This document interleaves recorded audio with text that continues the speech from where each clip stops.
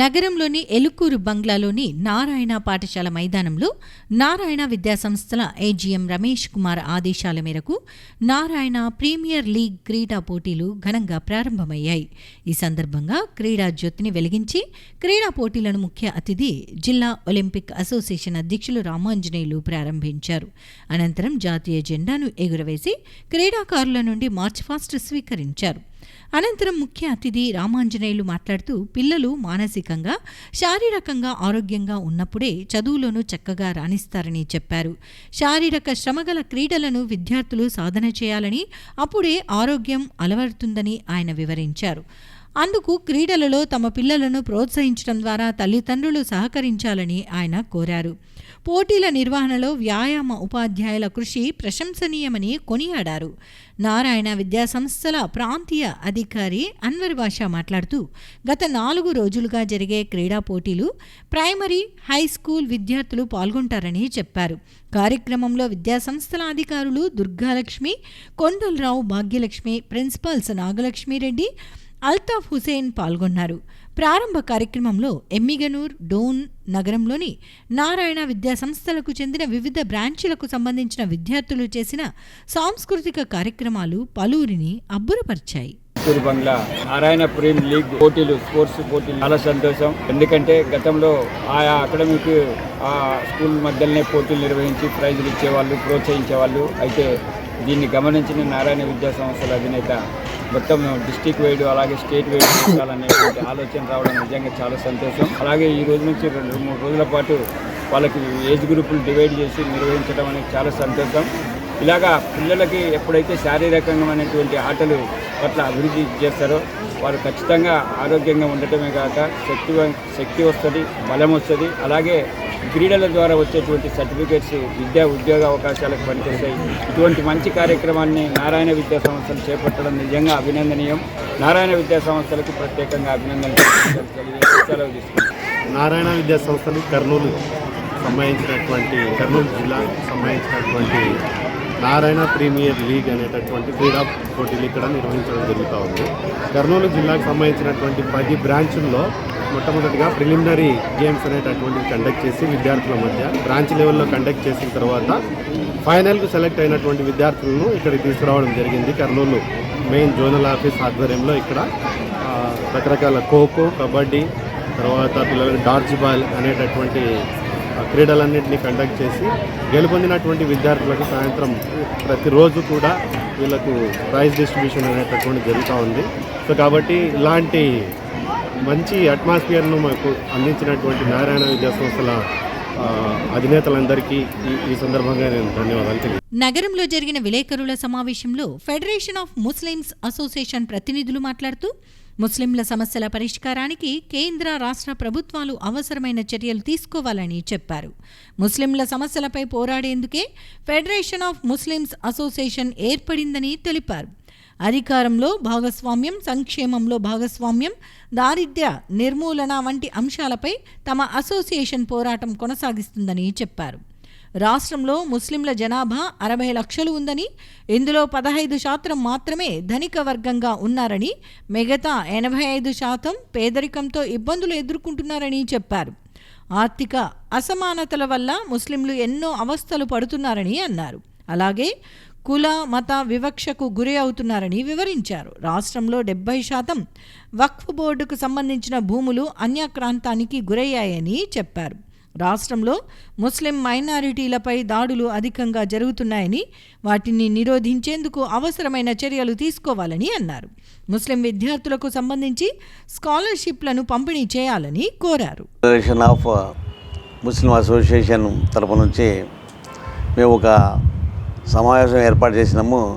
ఇందులో ముఖ్యంగా ఏమంటే మా ముస్లింలలో దాదాపు ఆంధ్రప్రదేశ్లో ముస్లిం జనాభా ఎక్కువ ఉంది, కానీ తగిన ప్రాధాన్యత లేదు. దీంట్లో పొలిటికల్గా కానీ సామాజికంగా కానీ అణచివేయబడుతున్నారు. ముఖ్యంగా వక్ఫ్ ప్రాపర్టీస్లో సంబంధించిన ప్రాపర్టీలు అన్నీ అన్యక్రాంతమైన దీనిని రక్షించాలనే ఉద్దేశంతో మేము బయలుదేరినాము. తప్పకుండా మేము నెక్స్ట్ టైంలో ఏ పార్టీ అయితే మనకు న్యాయం చేస్తుందో ఆ పార్టీలో మేము దిగదలుచుకున్నాము, దాంట్లో ఉండదలుచుకున్నాము. మేము కోరేది ఏమంటే మాకు అన్ని పార్టీలకు మేము మా యొక్క వినతి పత్రాలు అందించినాము. మాకు ముస్లింలకు జరిగిన అన్యాయాన్ని ఎవరైతే న్యాయం చేస్తారో వాళ్ళకి మా సాయం అని మేము వాళ్ళతో చెప్పడం జరిగినది. ముఖ్యముగా మా యొక్క ఉద్దేశము అన్ని రాజకీయ పార్టీలతో డిమాండ్ చేసడం ఏమనగా ఏపీ ముస్లిం దారిద్ర్య నిర్మూలన, అధికారంలో ముస్లింలకు భాగస్వామ్యము, సంక్షేమంలో తగు వాటా కోసము ఇక్కడ సమావేశమైనాము. ఫెడరేషన్ ముస్లిం అసోసియేషన్ ఫోమా ద్వారా ప్రస్తుతం ఆంధ్రప్రదేశ్లో ముస్లిం సామాజిక వర్గం జనాభా పరంగా 60 లక్షల దాకా గలదు. వీటిలో ధనికులు 15% పోగా మిగిలిన 80% మంది ముస్లింలు అనేక రకాల వృత్తులలో ఇమిడి తమ తమ జీవనయానము జరుపుకుంటున్నారు. ఇందులో 5% మంది ముస్లింలు తమ భార్య, పిల్లలను, చెల్లిని, తల్లిదండ్రులను వదిలి కానరాని దేశాలకు పోయి అనేక కష్టాలతో వాళ్ళ జీవనయానము సాగిస్తున్నారు. ముఖ్యముగా ముస్లిం సామాజిక వర్గం అనేక ఆర్థిక సమస్యలతో సతమతం అవుతుంది. ఇదిగాక కులమత వివక్ష, ప్రభుత్వాల వల్ల నల్ల చట్టాలు, కుల వివక్షతో కూడుకున్నవి మరియు వేల ఎకరాల వక్ఫ్ భూమి 70% దాకా ఆక్రమణకు గురైంది. దీనిని రక్షించడానికి, ముస్లింల దారిద్ర్యాన్ని, సంక్షేమాన్ని, అభివృద్ధిని పరిష్కరించడానికి జనాభా ప్రాతిపదికగా చట్టసభల్లో మా యొక్క గళం వినిపించడానికి, సామాజిక న్యాయపరంగా ముస్లిం మైనార్టీలకు అసెంబ్లీలో 18 స్థానాలు, పార్లమెంట్లో 4 స్థానాలు, అంటే రాయలసీమలో ఒక 2 పార్లమెంట్ సీట్లు, కోస్టల్ ఏరియాలో 2 పార్లమెంట్ సీట్లు ఇచ్చి మాకు రాజకీయ న్యాయం చేయాలని మేము మనవి చేస్తున్నాం మీ ద్వారా.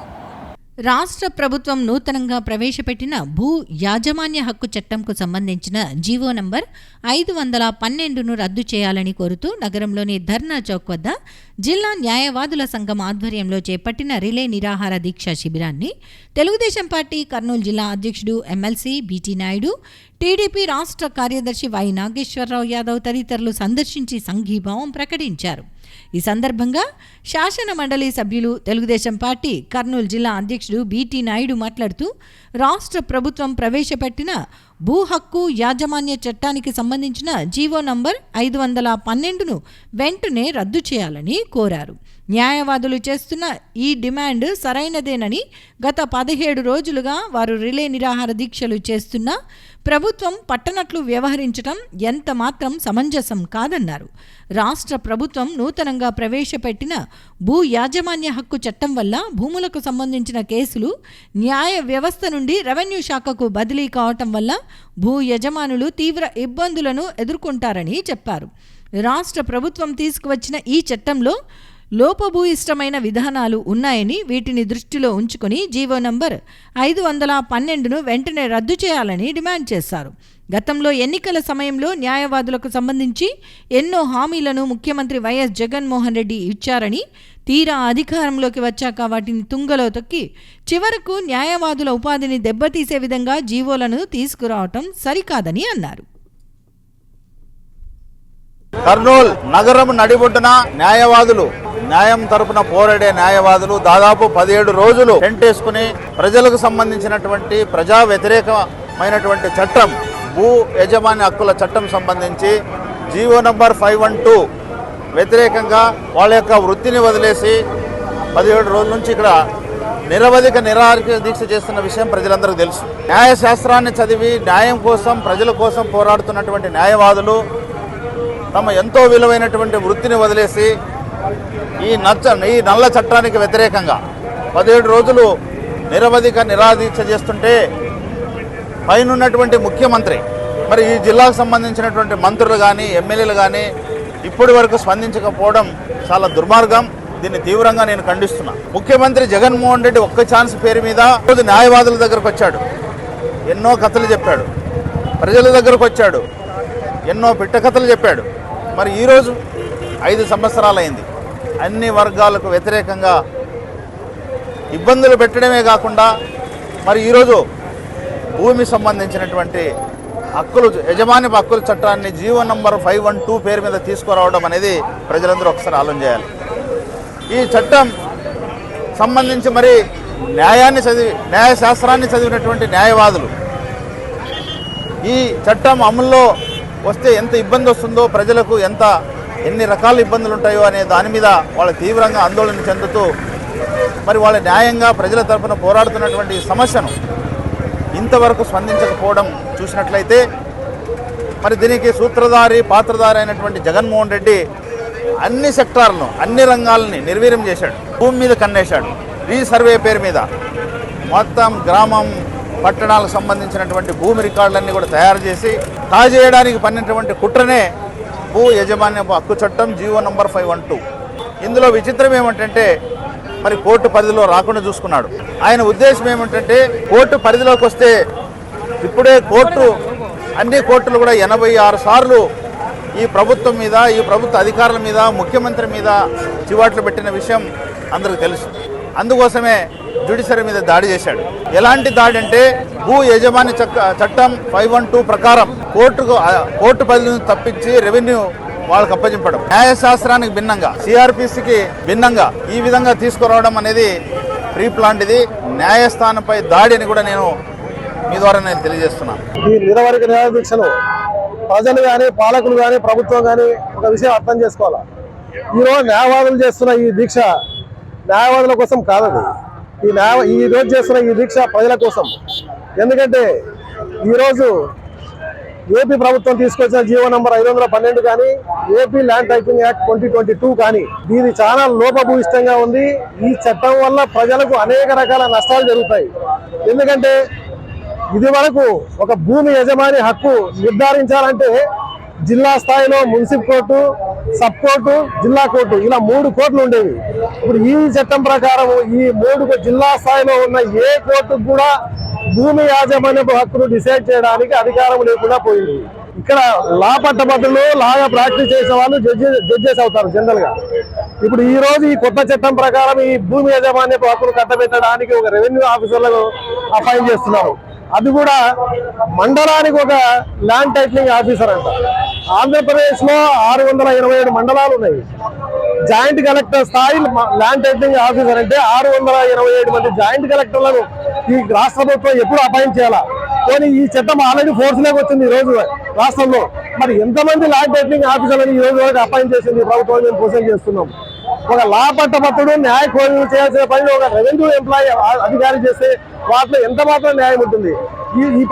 ఇప్పుడు మేము చెప్పదలుచుకున్న ఒకటి, రెవెన్యూ శాఖ అన్నది అవినీతిలో రాష్ట్రంలో నంబర్ 1 స్థాయిలో ఉంది.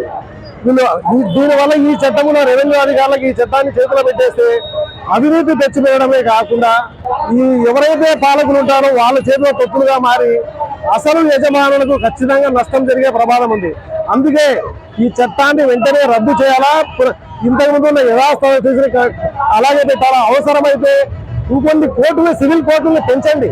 ఇప్పుడు రాష్ట్రం మొత్తం మీద అన్ని కోర్టులు కలిపితే, మున్సిపల్ కోర్టులు కానీ, సబ్ కోర్టులు కానీ, జిల్లా కోర్టులు కానీ అన్ని కలిపితే దాదాపు 300 కోట్లు ఉన్నాయి. 300 కోట్ల రోజు పెట్టి 527 మంది, 627 మంది ల్యాండ్ టైటిలింగ్ ఆఫీసర్లు ఈ ప్రభుత్వం ఎప్పుడు అపాయింట్ చేయలేదు? ఒక 100 మంది జడ్జిలు కొత్త జిల్లా అపాయింట్ చేస్తాము, ఈ సమస్యల పరిష్కారం అవుతుంది. నగరంలోని జిల్లా కలెక్టరేట్ ఆవరణలో ఉన్న ఏపీ రెవెన్యూ అసోసియేషన్ భవనంలో ఏపీ జేఏసీ అమరావతి మహిళా విభాగం చైర్పర్సన్ లక్ష్మీ తదితరులు మాట్లాడుతూ రాష్ట్రంలో మహిళా ఉద్యోగులు ఎదుర్కొంటున్న సమస్యల పరిష్కారానికి ఏపీ జేఏసీ అమరావతి మహిళా విభాగం కృషి చేస్తుందని చెప్పారు. రాష్ట్రంలో మహిళా ఉద్యోగుల సమస్యల పరిష్కారానికి వీలుగా ఏపీ జేఏసీ అమరావతి అధ్యక్షుడు బొప్పరాజు వెంకటేశ్వర్లు ఏపీ జేఏసీ అమరావతి మహిళా విభాగాన్ని తన ఆధ్వర్యంలో ఏర్పాటు చేశారని చెప్పారు. ఇందులో భాగంగా రాష్ట్రంలోని అన్ని జిల్లాలలో మహిళా విభాగాన్ని నూతన కార్యవర్గంతో ఏర్పాటు చేస్తున్నామని వివరించారు. ముఖ్యంగా ప్రభుత్వ కార్యాలయాల్లో మహిళా ఉద్యోగులకు సంబంధించి మరుగుదొడ్లు అధ్వాన్నంగా ఉండటంతో వారు ఆరోగ్యపరమైన సమస్యలు ఎదుర్కొంటున్నారని తెలిపారు.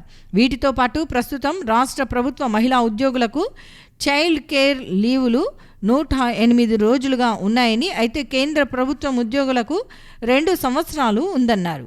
కేంద్ర ప్రభుత్వ ఉద్యోగులతో సమంగా రాష్ట్ర ప్రభుత్వం మహిళా ఉద్యోగులకు చైల్డ్ కేర్ సెలవులను ప్రకటించాలని అన్నారు. ఇలా మహిళా ఉద్యోగులకు సంబంధించిన సమస్యలను ప్రభుత్వం దృష్టికి తీసుకువెళ్లి పరిష్కరించేందుకు కృషి చేస్తామని వివరించారు. కర్నూలు జిల్లాలో ఏపీ జేఏసీ అమరావతి యొక్క ఉమెన్ వింగ్ను ఏర్పాటు చేయడం కోసం ఇక్కడికి రావడం జరిగింది. ఏపీ జేఏసీ అమరావతి గత మార్చి నుంచి మే వరకు 92 రోజుల ఉద్యమం చేసిన సందర్భంగా ప్రభుత్వం రిటర్న్గా మినిట్స్ ఇచ్చింది. ఉద్యోగులు అందరి సరెండర్ లీవులు, 2 డిఏ అరియర్లు, తర్వాత మిగతా పెండింగ్ బిల్స్ అన్నీ కూడాను సెప్టెంబర్ ఎండింగ్ అంతా క్లియర్ చేస్తామని చెప్పేసి రిటర్న్గా మాకు ఇవ్వడం జరిగింది. ఇప్పుడు డిసెంబర్ కూడా వస్తుంది. ఇంతవరకు కూడా మా యొక్క సరెండర్ లీవ్ రాలేదు, మా యొక్క డిఏ అరియర్స్ రాలేదు. కొత్తగా రిలీజ్ చేసినటువంటి డిఏ సంబంధించి దాని అరియర్స్ గురించి కూడా మాట్లాడలేదు. ప్రభుత్వం ఉద్యోగులకు ఇచ్చిన మాట ప్రకారం ఉద్యోగులకు బకాయి ఉన్నటువంటి ఈ అరియర్స్ అన్నీ కూడా తక్షణమే విడుదల చేయాలని, వీలైనంత వరకు జనవరి 1st వీక్ లోపలనే విడుదల చేయాలని చెప్పి మేము కోరుతున్నాం. లేని పక్షంలో మేము కూడా ఏపీజేఏసీ అమరావతి ఎగ్జిక్యూటివ్ కమిటీ ఒకటి మీటింగ్ పెట్టుకొని ఆ మీటింగ్లో తదుపరి కార్యాచరణకు మేము సన్నద్ధం కావాల్సిన పరిస్థితి ఏర్పడుతుంది. అంతవరకు తీసుకురావద్దని చెప్పేసి ప్రభుత్వానికి విజ్ఞప్తి చేస్తున్నాను. అసలు ఏపీజేఎస్ అమరావతి ఉమెన్స్ వింగ్ దేనికి అనే దానికి బొప్పరాజు గారు ఉమెన్స్ వింగ్ ఉంటే ఉమెన్ యొక్క సమస్యలన్నీ పరిష్కారం అవుతాయి అన్న ఉద్దేశంతో ఆయన ఈ వింగ్ని చేయటం జరిగింది. దానిలో భాగంగా ఈరోజు జిల్లాగా కర్నూలు జిల్లాకి వచ్చామండి. ప్రతి డిస్టిక్లో కూడా ఫార్మేషన్ చేసుకుంటూ, అయితే ఈ జిల్లాల్లో ఫార్మేషన్లో భాగంగా ప్రతి జిల్లా కూడా టీంని బలోపేతం చేయడం కోసం మేము అన్ని జిల్లాలు కూడా తిరుగుతూ ఉన్నాము. అసలు ఉమెన్ యొక్క సమస్యలు ఏమున్నాయి, వాటి మీద ఎలా స్పందించాలనే దానికి చూసుకున్నట్లయితే మేజర్ ఇష్యూస్ చాలా ఉన్నాయి. మెయిన్గా ప్రతి డిస్ట్రిక్ట్ ఆఫీసులో కానీ, హెడ్ ఆఫీసెస్లో కానీ, లేకపోతే డివిజనల్ అండ్ రూరల్ ఆఫీసెస్లో సరైన టాయిలెట్స్ లేకపోవటం ఉన్నాయి. కొన్ని ఆఫీసుల్లో బాగానే ఉన్నాయి, రూరల్లో కానీ డివిజనల్లో కానీ సరిగ్గా లేకుండా ఉన్నాయి.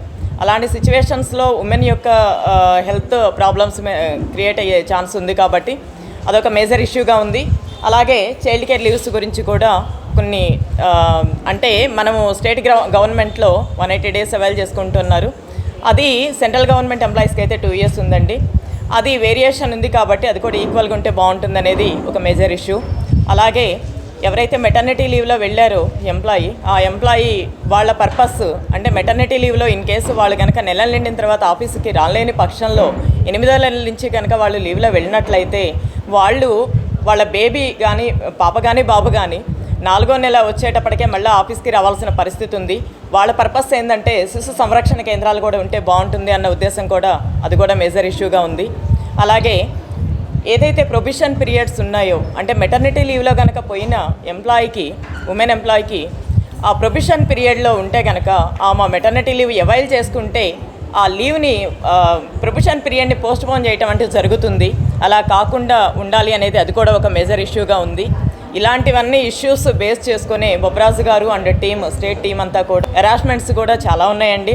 ఇవన్నీ బేస్ చేసుకొని మన ఏపీజేఎస్ అమరావతి స్టేట్ టీం అంతా కూడా ఈ ఉమెన్ వింగ్ అంటే బాగుంటుంది, వాళ్ళకి ఏదైనా స్వేచ్ఛగా వచ్చి చెప్పుకునే అవకాశం ఉంటుంది, ఉమెన్ చెప్పుకోవటం అంటే ఈజీగా ఉంటుందన్న ఉద్దేశంతో వాళ్ళు ఈ టీంని స్థాపించడం జరిగింది. ఈరోజు ప్రభుత్వ శాఖల్లోన మహిళలు కావచ్చు, అదేవిధంగా అవుట్సోర్సింగ్ కానీ కాంట్రాక్ట్ కానీ బొప్పరాజు గారి నేతృత్వంలోన పనిచేస్తున్నటువంటి ఏపీజేఎస్ అమరావతి రాష్ట్ర శాఖ ఏదైతే రాష్ట్రంలో ఈ మహిళలు గవర్నమెంట్ సెక్టార్లో కానీ అలాగే మనకు కాంట్రాక్ట్ అవుట్సోర్సింగ్ సెక్టార్లో మహిళలు వాళ్ళు చెప్పుకోలేని బాధలు డైరెక్ట్గా మరి జెంట్స్ ఎక్కువ శాతం నాయకులుగా చలామణి అవుతున్నటువంటి ఈ సంఘంలో డైరెక్ట్గా మహిళలు వాళ్ళ బాధలు, వాళ్ళ సెక్టార్లలోన వాళ్ళ హరాస్మెంట్లు, తర్వాత కనీసం మినిమం ఫెసిలిటీస్ లేకున్నా కూడా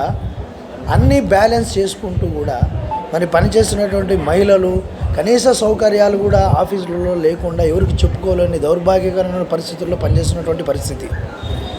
ఈ పరిస్థితుల్లో ఒక మహిళకి మాత్రమే స్వేచ్ఛగా నేను ఈ సమస్యను ఎదుర్కొంటున్నానని చెప్పగలుగుతుందనేటువంటి ఏకైక తలంపుతో ఒకటే ఒక ఎయిమ్తో ఖచ్చితంగా మహిళలు ఏమాత్రం జెంట్స్కి తీసిపోకుండా పనిచేస్తూ మరి రాష్ట్ర ప్రభుత్వ పథకాలు కింది స్థాయి వరకు చేర్చడంలో కానీ ఎటువంటి పనులు అప్పచెప్పినా కూడా సక్సెస్ఫుల్గా లీడ్ చేస్తున్నది జెంట్స్ ఏ విధంగా లీడ్ చేస్తున్నారో, మేల్ ఎంప్లాయీస్ ఏ విధంగా లీడ్ చేస్తున్నారో దానికి ఏమాత్రం తగ్గకుండా ఉమెన్ ఎంప్లాయీస్ కూడా లీడ్ చేస్తున్నటువంటి పరిస్థితి మనం ప్రత్యక్షంగా చూస్తున్నాం.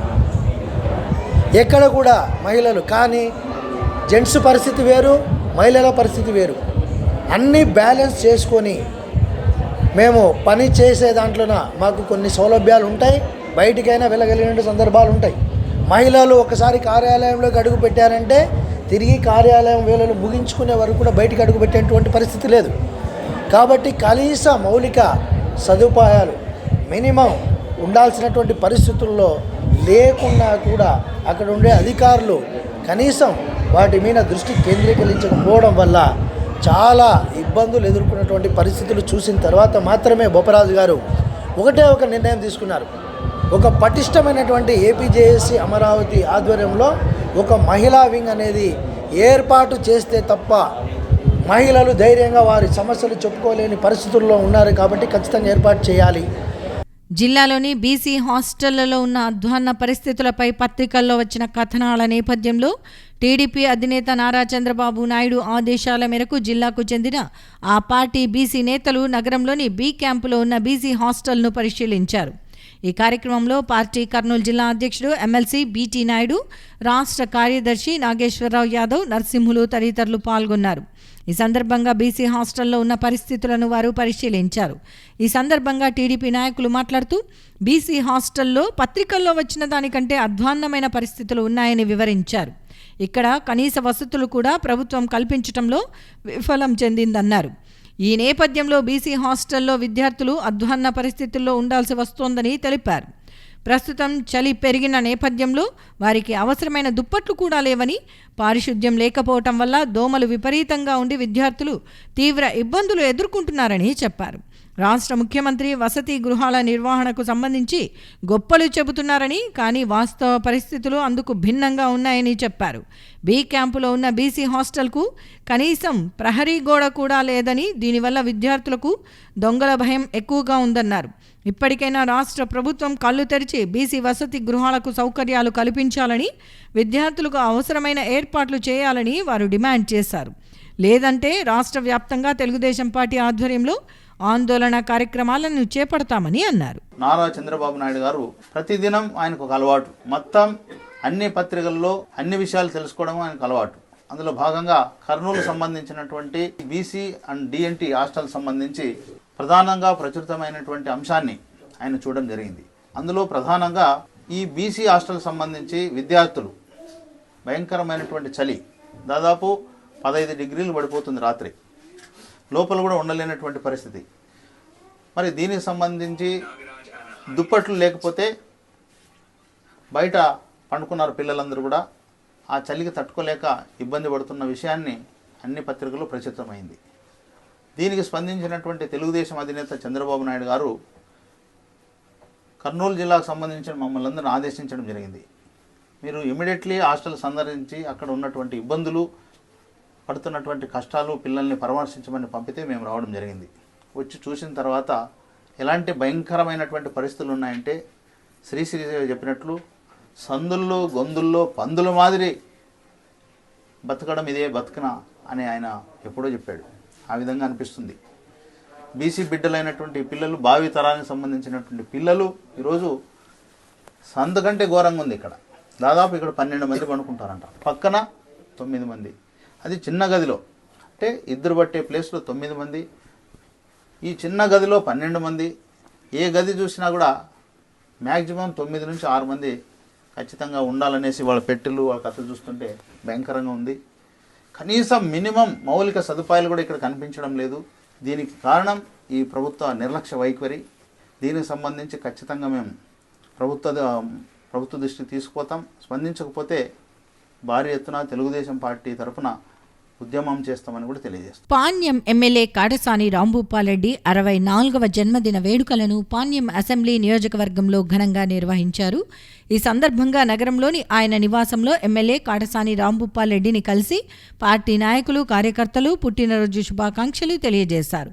ఈ సందర్భంగా నగరంలోని అభయ ఆంజనేయ స్వామి ఆలయంలో పాణ్యం ఎమ్మెల్యే కాటసాని రాంభూపాల్రెడ్డి పుట్టినరోజును పురస్కరించుకొని ఆ పార్టీ యువజన విభాగం నాయకుడు హనుమంతారెడ్డి ఆధ్వర్యంలో ప్రత్యేక పూజలను చేశారు. ఈ సందర్భంగా కాటసాని రాంభూపాల్రెడ్డికి అంతా మంచే జరగాలని కోరుతూ భగవంతుణ్ణి ప్రార్థించారు. అనంతరం హనుమంతారెడ్డి మాట్లాడుతూ పాణ్యం ఎమ్మెల్యే కాటసాని రాంభూపాల్ రెడ్డి ఇలాంటి పుట్టినరోజు వేడుకలను మరెన్నో జరుపుకోవాలని ఆకాంక్షించారు. 6 సార్లు ఎమ్మెల్యేగా ఎన్నికైన కాటసాని రాంభూపాల్ రెడ్డి రాష్ట్రంలోనే గుర్తింపు పొందిన నేతగా సుపరిచితులని చెప్పారు. వచ్చే ఎన్నికల్లో వైసీపీ గెలవాలని రాష్ట్ర మంత్రిగా కాటసాని రాంభూపాల్ రెడ్డి ప్రమాణ స్వీకారం చేయాలని ఆకాంక్షించారు. అలాగే పాణ్యం అసెంబ్లీ నియోజకవర్గం పరిధిలోని 33వ వార్డులో స్థానిక కార్పొరేటర్ నరసింహులు ఆధ్వర్యంలో ఎమ్మెల్యే కాటసాని రాంభూపాల్ రెడ్డి పుట్టినరోజును పురస్కరించుకుని అన్నదాన కార్యక్రమాన్ని నిర్వహించారు. ఈ కార్యక్రమంలో కార్పొరేటర్ నరసింహులుతో పాటు ఆ వార్డుకు చెందిన వైసీపీ నాయకులు పాల్గొన్నారు. ఈ సందర్భంగా వారు మాట్లాడుతూ కాటసాని రాంభూపాల్ రెడ్డి ఎమ్మెల్యేగా 6 సార్లు ప్రజలకు ఎంతో సేవ చేశారని చెప్పారు. నిరంతరం ప్రజలకు అందుబాటులో ఉంటూ నియోజకవర్గం అభివృద్ధికి పునరంకితం అవుతున్నారని అన్నారు. ఆయన ఇలాంటి పుట్టినరోజు వేడుకలను మరెన్నో జరుపుకోవాలని ఆకాంక్షించారు. మా ప్రియతమ నాయకుడు 6 సార్లు ఎమ్మెల్యే, కర్నూలు నియోజకవర్గానికి పరిచయం అక్కర్లేనటువంటి వ్యక్తి, రాష్ట్ర రాజకీయాల్లో కూడా తనకంటూ ఒక గుర్తింపును ఏర్పరచుకున్నటువంటి వ్యక్తి. పాణ్యం అంటే కాటసాని అంటే పాణ్యం అని చెప్పి ప్రజలందరూ అభిమానించారు. ప్రజల అభిమాన నాయకుడు మా ప్రియతమ నాయకుడు కాటసాని రాంభూపాల్ రెడ్డి గారి జన్మదినం సందర్భంగా ఈరోజు ఆయన ఆయురారోగ్యాలతో ఉండాలని, జగన్మోహన్ రెడ్డి గారు 2024లో ముఖ్యమంత్రి కావాలని, ఆయన క్యాబినెట్లో మళ్ళా కాటసాని రాంభూపాల్ రెడ్డి గారు మంత్రిగా ఆయన ఉండాలని చెప్పేసి ఈరోజు ఆ అభయాంజనేయ స్వామి అర్చన చేసి ఆయనకు నివేదన అర్పించి ఆయన్ను భక్తిపూర్వకంగా వేడుకోవడం జరిగింది. ఈరోజు డిసెంబర్ 27 గౌరవనీయులు మా ప్రియతమ నాయకులు కాటసాని రాంభూపాల్ రెడ్డి జన్మదినము. ముందుగా మా 33వ వార్డు తరఫున ఆయన జన్మదినకు శుభాకాంక్షలు తెలియజేస్తా ఉన్నాం. ఈ జన్మదినం సందర్భంగా ఒక 5-6 సంవత్సరాల నుంచి మా వార్డు తరఫున ఇక్కడ ఎమ్మెల్యే గారి ఇంటి ముందే అన్నదాన కార్యక్రమం నిర్వహిస్తున్నాం. అలాగే ప్రతి సంవత్సరం కూడా ఎన్నో జన్మదినాలు జరుపుకోవాలని ఆయనకు దేవుడు ఆరోగ్యాలు ఇవ్వాలని కోరుకుంటూ ఈరోజు కాటసాని రాంభూపాల్ రెడ్డి గారి 64వ జన్మదినం సందర్భంగా కల్లూరు రైతు నాయకులు అనుకోండి, 33వ వార్డు కార్పొరేటర్ నరసింహులు, రంగప్ప వారి మిత్ర బృందం ద్వారా దాదాపుగా ఒక 5 సంవత్సరాల నుంచి ఈ ఎమ్మెల్యే గారి బర్త్డే సందర్భంగా అన్నదాన కార్యక్రమం జరుపుతూ ఉన్నారు. ప్రతి సంవత్సరం ఇట్లే జరుపుకోవాలని చెప్పేసి ఎమ్మెల్యే గారికి మంచి ఆరోగ్యము, అంత మంచి ఆరోగ్యాలు ఇవ్వాలని చెప్పేసి కోరుకుంటూ సెలవు తీసుకుంటున్నాం.